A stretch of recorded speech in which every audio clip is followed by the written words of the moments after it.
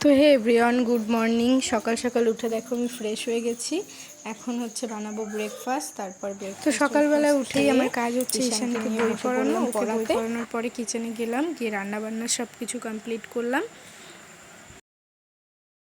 তো কিন্তু এখন সবটা বানান করেই পড়তে শিখে গেছে, যেহেতু অনেকটা বড় হয়েছে এখন।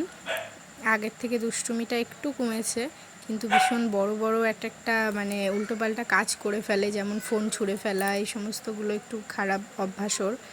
তো যাই হোক, আস্তে আস্তে দেখি ঠিক হয় কি না।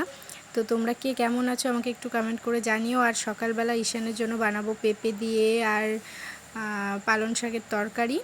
সকালে ওকে আমি লাইট খাবারই দিতে একটু রেফার করি। সকাল সকাল ওর জন্য ওরকম মাছ ভাজা আর হালকা একটা তরকারি।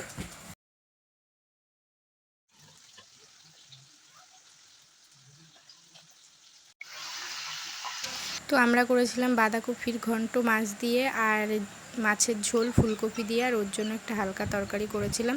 তো এগুলোই খাওয়া দাওয়া করলাম। খাওয়া দাওয়া করে দুপুরে একটু ঘুমিয়েছিলাম। তো ঘুমানোর পরে একটু বিকালবেলা সাজুগুজু করে রিলস বানালাম।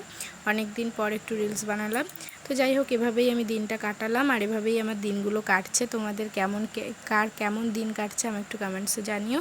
সো ভিডিওটা যদি ভালো লেগে থাকে লাইক কমেন্ট শেয়ার করতে ভুলো না। চলো, টাটা, গুড নাইট। সবাই ভালো থেকো, সুস্থ থেকো, আমার সঙ্গে থেকো। আর আমি ভিডিওটা রাতেই আপলোড করছি, তো সেই জন্যই গুড নাইট মেনশন করে দিলাম। তো যাই হোক, চলো, বাই বাই।